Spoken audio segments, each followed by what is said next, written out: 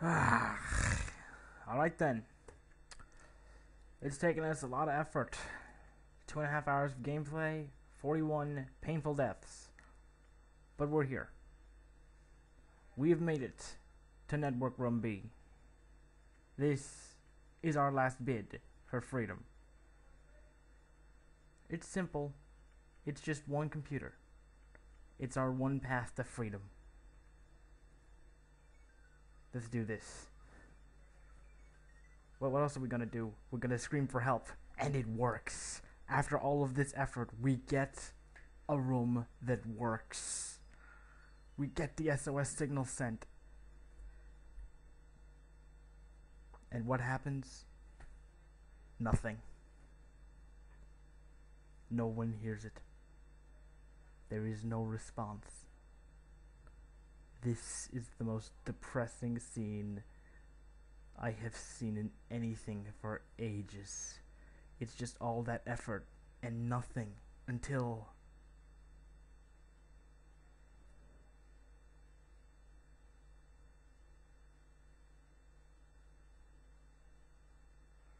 they were in the sky.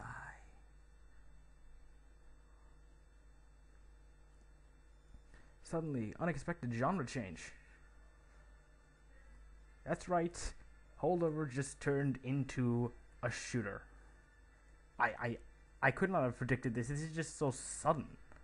But yeah. We have Acts 1 and Acts 2 who are flying over the mountains for some reason.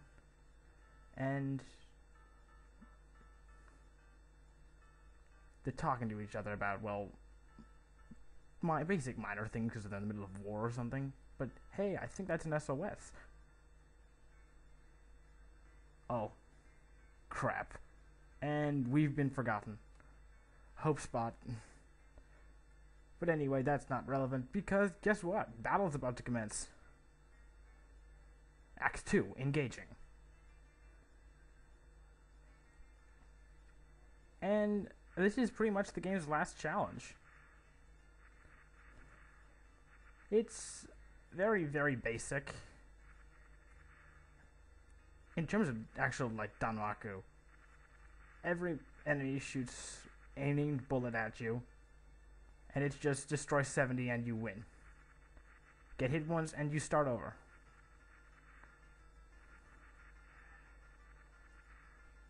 I think it's not exactly a very complicated idea, but it's just it's a nice change. Throwing this in, it adds a bit to the atmosphere. If I had to find some way to kind of put it into words.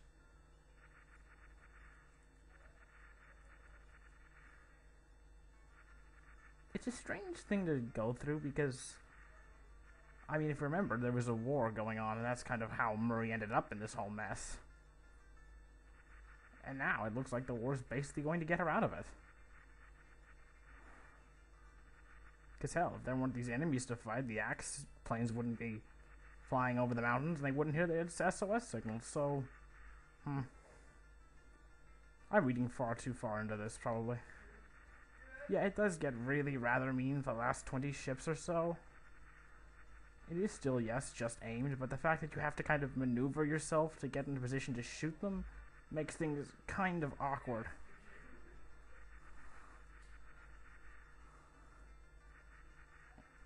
And again, one mess up means you're back to 70, which is not pleasant. But anyway, enemy force annihilated. Enemies are down. Mine too. Easy victory. Mission completed. Return to base. Acts 1. Did you get hit? No, I'm still fine. Why do you ask? I'm getting that SOS signal again. Is it from an enemy then? No, wrong direction. This isn't an enemy. Then, is it a ghost? People never come to this icy mountain. Yes, I am narrating. I'm bored. And yes, they got the signal. It took God knows how much effort, but they got the signal. And receiving SOS signal from north-northeast. And here we go. After all of the struggling, all of the effort, help is coming. Help is coming. We hurry to the signal's location.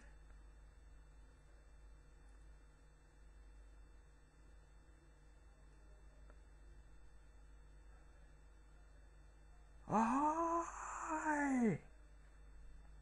But did Marie make it? She's still alive. Barely.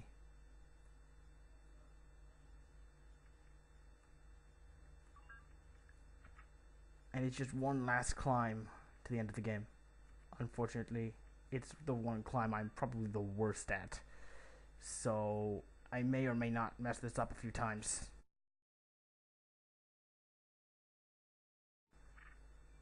Ah, what the hell? I survived. Actually, no, nah, I can't go out to them not wearing anything. I have to have some decency. Well, that was the hard part of it over. So the rest of the run out segment isn't that bad in comparison. Especially now that you're level 7 with your O2, you don't need to really worry about drowning in any of these segments.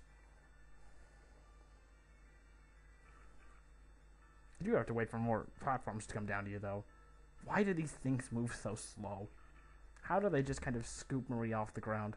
These are all questions I'll never have the answers to.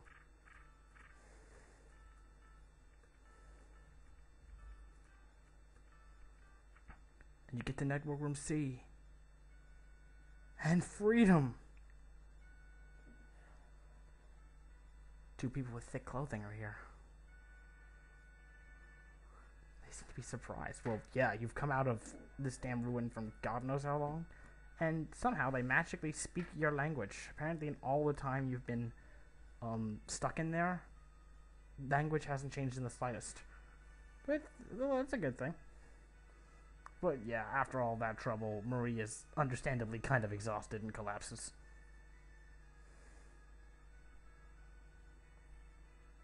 So, and that's it. After all of your effort, all of that struggle, Marie gets out. She's free.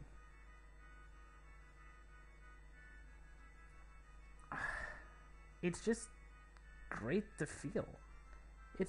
You've made it. They threw everything at you. They threw every obstacle they could. You had to go against all the odds to get here. And still, despite all of that, Marie endured. Marie made it out. You ended up in a world that's not that thrilling. But that's not really what matters. What matters is you've survived. It may not be the best place to come into. It may not be the best living. But all that really matters is you made it. You pulled it off. You held on to the end. It's just... it's great to know that life can really just struggle against such impossible odds. And so in the end, I guess Tanner actually pulled off his job. He stayed with her till the end, and she got out. And that's the end.